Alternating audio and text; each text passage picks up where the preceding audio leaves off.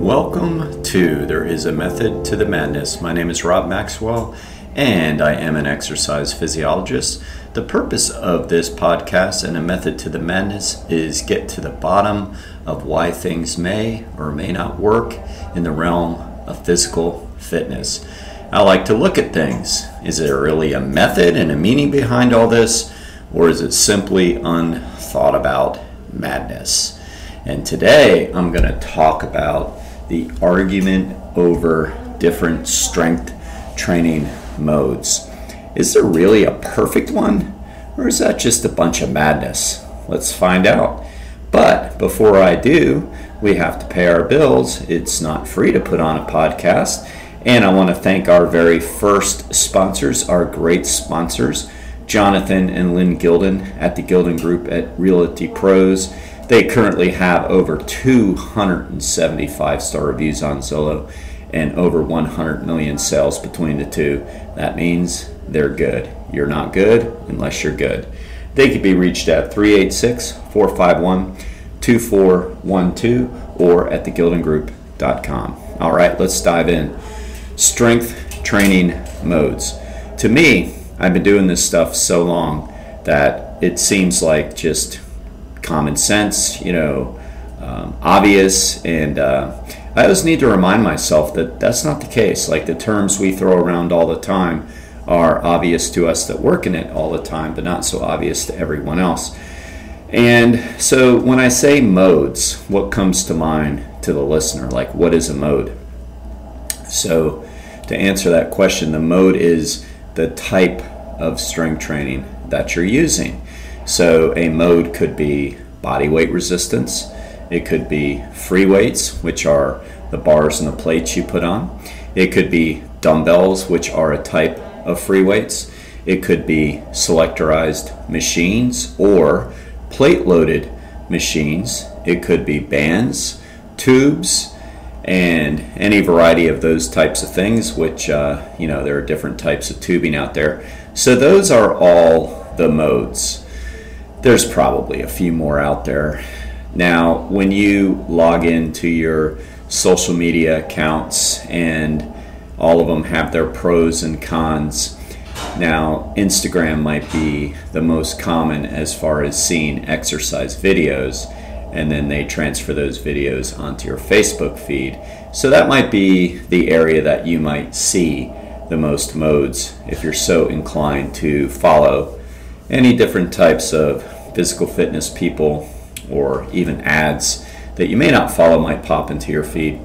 But this is where you might see some of this stuff, and that's fine. And the way people choose to work out, as long as they're working out, is great. Only problem I have is when certain accounts may say, this is the way. And there's really not any truth to that. And if anything, the one that gets the least amount of airplay might actually be technically the best. Now I've kind of thrown something out there.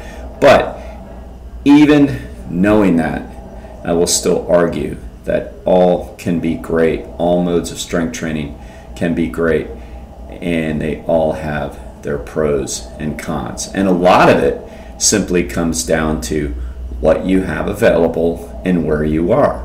So for example, if you're traveling in the mountains and you think, well, the only way I can get a good workout in is with free weights, barbells, well, you're kind of screwed, aren't you? You've kind of pushed yourself into a position that you can't get out of, and now a good effective workout of doing body weight squats, body weight lunges, and push-ups isn't going to get done because you believe that they don't work.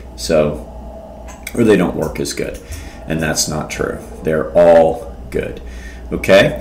But let me make a little argument for the poor guy that always, or I should say never, really gets a lot of airtime on Instagram because he's just not very sexy. Okay? And that is the old selectorized machine. The selectorized machine basically means it's a plate-loaded stack where you select the weight with a pin. That's why it's called selectorized machines. Now, universal machines were actually the first selectorized machines on the market, but the ones that really changed the whole dynamic was Nautilus. Nautilus machines changed everything. Now, here is something that maybe you heard, and I could just show you how silly we are sometimes as individuals, as people, that there was actually people walking around like repeating this. In the 1980s, when I was heavy into working out at the the musclehead style gyms, just because that's what we had, and I liked it, there was always this talk about, well, don't go down to that Nautilus Center down there on US 1 because like that's fake. It's like not real. Like you're not really getting better when you use machines. You can only get better when you use free weights. Now, I've always been a pretty good critical thinker, and that really didn't add up to me at all. But at the same time, I didn't really argue it either. I just kind of would let some of my musclehead friends say that and be like, huh, okay, whatever. I mean, we don't work out there anyway, so I don't really know what the whole, argument is. But, I can just remember now as an expert in this field going, gosh, where did that come from? Like, where did that come from? And who knows? But that's why we listen to the method to the madness. And I guess at this point, where does that false belief really come from? I mean, it doesn't matter, but I am definitely going to change your mind about it. Again, they're all good, but I'm going to show you where the positivity of this stuff came from. Okay? So basically, Nautilus was invented by a man by the name of Arthur Jones, and he was famous for that among many other things. He was a self-made man. He became a very rich man, and his son created hammer strength. And his son is a great young man, not young man anymore, he's older than me, but he lives in the area, and I've gotten to know him a little bit. He's a very nice man, and again, he developed hammer strength, which is a machine version of Nautilus, which is pretty cool. But anyway, Arthur Jones was a brilliant man. He was an engineer type who did not have a formal education. I don't believe, well, I'm quite certain he did not go to college, but he became self-educated, and he really was brilliant. He became fascinated in strength training. So when he was a very young man, he was working out with weights, and he had a good build. Like, that's the one thing that people that have known him forget about. All the people that knew him knew that, but a lot of people just know him as the founder of Nautilus and maybe a few other things. He was in the flying and jets and things and exotic animals. But anyway, but it's often overlooked that the man had a great build, and that's important because this is what began his own personal research. So when he was working out with free weights in his garage or his whatever it was, there's pictures of this very old, style weight training, just with the bar and some plates, and he's standing there. I don't even think there was a bench. But he noticed that when he was doing a bicep curl, for example, that there was a point in the exercise where there's no resistance. You could just hold it at the top. So in the case of a bicep curl, for example, as you're curling the weight up and it gets over your belly button and then you're around your chest, well, from your chest to your chin, there's no resistance, right? I mean, it just falls back. And if you hold it like at your chin, there's not even any load. You would have to decrease the range by 10 or 20% to feel some load. And he thought, well, shouldn't I be maximizing what he come to term the strength arc? So shouldn't the arc of movement always have resistance on it? That was his first very great, not good, very great question he asked himself. His second question was, is there a part in the muscle that's stronger or weaker at different angles or different parts of the strength curve? That's another great question. So he came up with two game-changing questions. And the answer to both, which he discovered, is yes. So we should be training with maximal load through full range of motion. And there are parts of the muscle that is stronger and weaker. So what he went on to determine was, and I'm just using the bicep as an example, but this fits for every muscle group and every joint. He learned that the weakest part of the bicep is when the bicep is at full extension, the elbow is at full extension. So your arms are down at your side. The strongest part of your bicep is near the very top where you're hitting the final 10 degree of contraction. Now, so why then did that make barbells a failure in this regard? The answer is because of inertia. The load is heaviest at the bottom of the motion. Well, that's when the bicep is weakest. And the bicep is actually strongest at the very top of the motion, but that's when there's no load. And he thought, well, then if I want to efficiently train my bicep, I have to change that. And guess what, ladies and gentlemen? That conclusion made him a millionaire because he developed Nautilus equipment. So Nautilus equipment isn't just selectorized machines. Nautilus became famous because of the Nautilus shell. In other words, the cam on the machine that most people aren't even aware is there is shaped like a Nautilus shell. So that's how he came up with the name Nautilus. So what that cam does is that changes the arc of the motion of the load.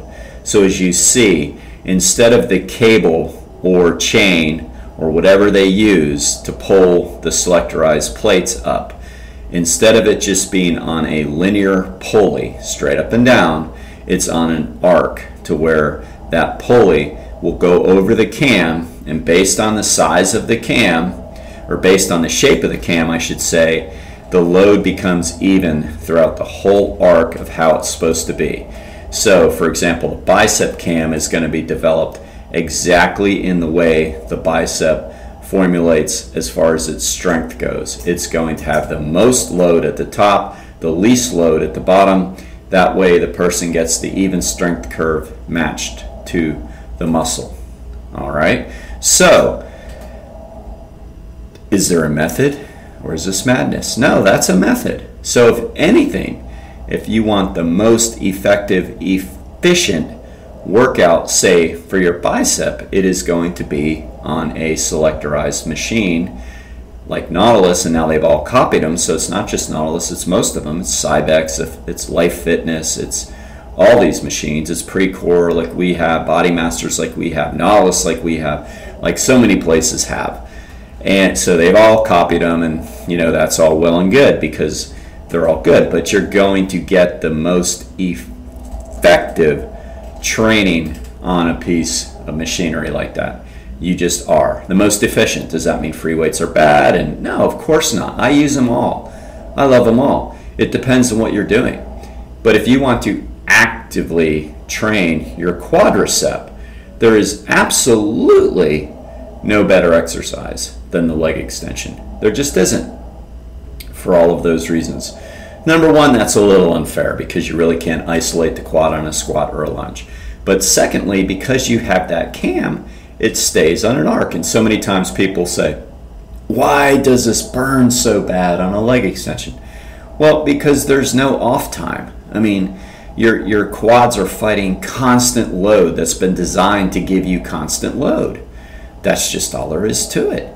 So, you know, in reality then, the poor leg extension, which just doesn't look overly sexy on Instagram because it just looks too simple, right? I mean, you can't get your little Instagram model or, you know, showing this really cool, unique lunge with a plank in between followed by an oblique twist or whatever the hell they do. I mean, that looks really cool, and you have to have a gymnast type body to do it, and everybody then says, oh man, I want to do that, you know, and I hear it's great for my quads. It's like, sure. I mean, she's just not going to sit on this Nautilus machine and do, you know, a 2-4 count repetition. Up, pause, 1, 2, 3, 4. I mean, she or he wouldn't be very useful as a influencer, right?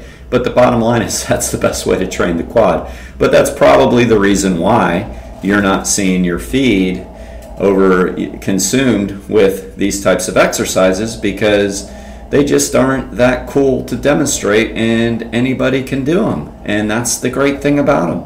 Anybody can do them. We say it all the time, with people. It's like, well, we see a lot of,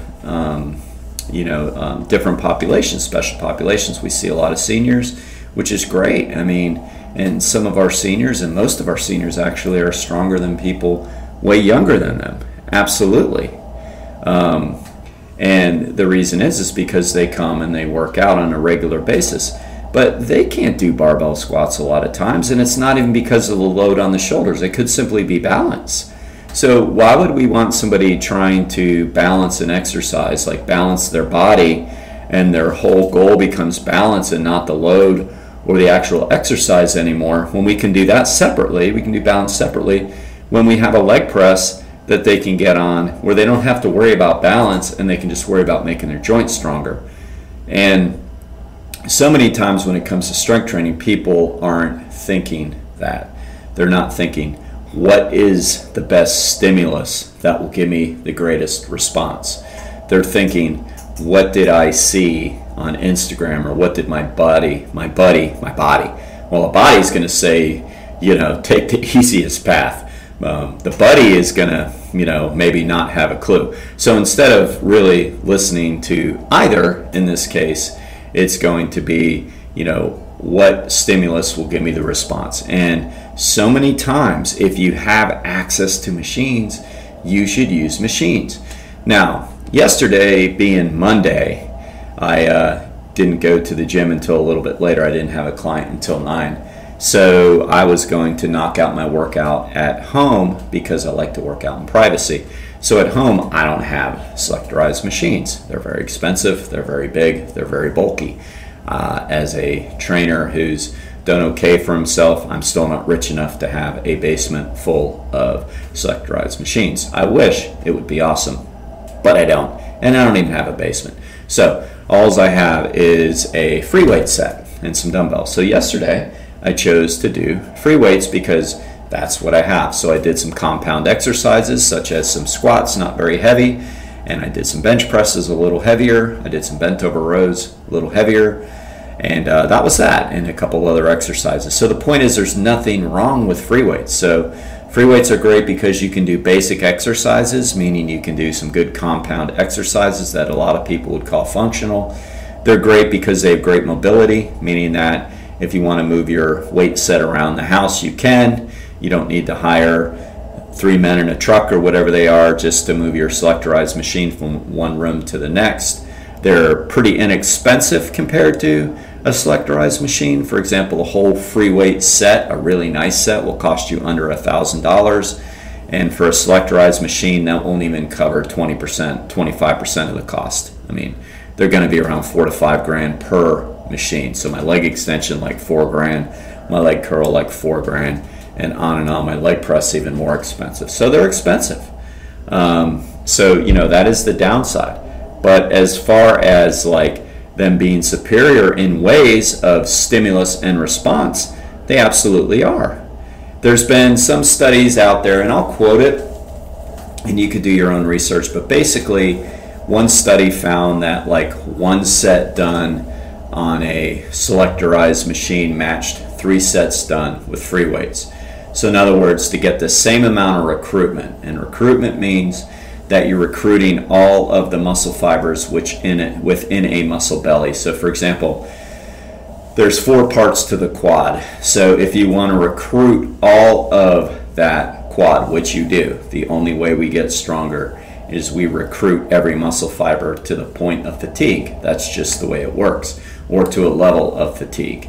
So you can do that in one swing, one set swing, I'm just using slang, one set with a selectorized machine, or you can get the equal amount of work using some free weights with 3. So it's like, is it better? Well, yeah, it's better because it's more efficient. Again, I don't want you to walk away from this thinking that some of the body weight exercises you do, or strength training, or I should say barbell or dumbbell exercises you do are not as good. That's not really true. That's not the point. They're all good. I'm basically sticking up for the little guy, which you never see. It's actually the big guy, but it's perceived as the little guy. on social media because it's just not overly sexy to do it, and anybody can do it.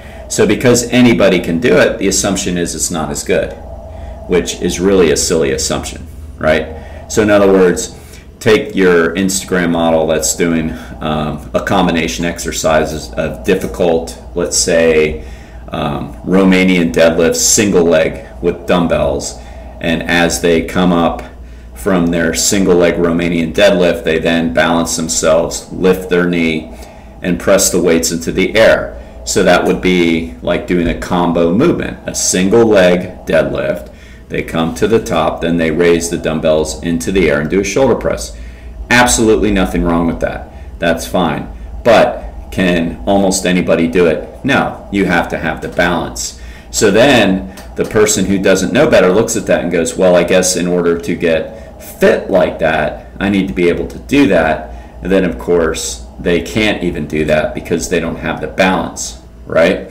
When in reality, they can get on a leg curl machine, do it appropriately, and take the muscles to fatigue, and they just made their hamstrings that much stronger. And then if they wanted the other portion of it, they could get on a selectorized overhead press machine or lateral raise machine and strengthen the deltoids. And they could do that, and they're going to get just as fit. But see, the other person isn't going to want to show that per se because anybody can do that. So, and then the other side of this is that some people think, well, you know, when is this going to get easy? And they might say that regarding, say, a leg curl machine and overhead press machine, just using those because they were in the example. And I say, well, it's not going to get easy. You're going to make it harder. So I hope you're following my point. That means that just because anybody can do a selectorized machine, which is true, almost anybody can do it, compared to hardly anybody can do a single leg Romanian deadlift, it doesn't mean that the machines are inferior, because you simply can make them harder, where you can't make those adjustments on the single leg Romanian deadlift, because you kind of either can or you can't. And I can tell you, I'm pretty damn fit. I don't know really hardly anybody at 56 as fit. I'm not being cocky, that's just the truth. I work hard at it. I also have, you know, good genetics, and I'm grateful for that. But I mean, I don't know too many more people fit, and I can tell you right now, more fit at my age, and I can tell you right now, I cannot do a single leg Romanian deadlift on my right leg. I do not have the balance. Is that a knock on my fitness? No, it's a knock on my balance, which I work on when I'm supposed to work on it, on balance. So why would I sit there and like just, you know, smash myself in the face over and over and over trying to get this when it's not necessary? What we're really trying to do is strengthen our muscle groups, and then if we want to work on balance, that's great. There's better ways to do it. As a matter of fact, not to get too far off the track here, but Gary Jones, who's the son of Arthur Jones, who developed Nautilus, and then Gary invented Hammer Strength, is working on balance routines now outside of strength training. That's a phenomenal program. So we can work on balance elsewhere. But when we're trying to strengthen something, we need to go right to the source. So many of us go all the way around the world on so many things when all we had to do is turn around. I want strong hamstrings. I want toned hamstrings. I want developed hamstrings. Great. There's absolutely no better exercise than a leg curl. Period. I mean, I would argue you can do all the isolation exercises and never really even need to do the compound exercises, and your muscles would absolutely be phenomenally developed. You know, and muscle creates strength, okay? So just remember that. Remember that there's more to the story. There's a method to the madness when you're learning about strength training. Don't follow the models on Instagram. They're doing exercises. I'm not saying they're doing it to necessarily like make themselves better than somebody else or to hurt somebody else. Like, I'm not saying they're doing it to be assholes, basically. I'm not saying that. I'm saying they may not know, or they may have found a niche for themselves where they have gotten paid in sponsorship or even cash, and so that's what they're going to do. So you can't blame them. They're going to want to do exercises that make them absolutely look the best. but that doesn't mean it is the best. You need to start using some critical thinking.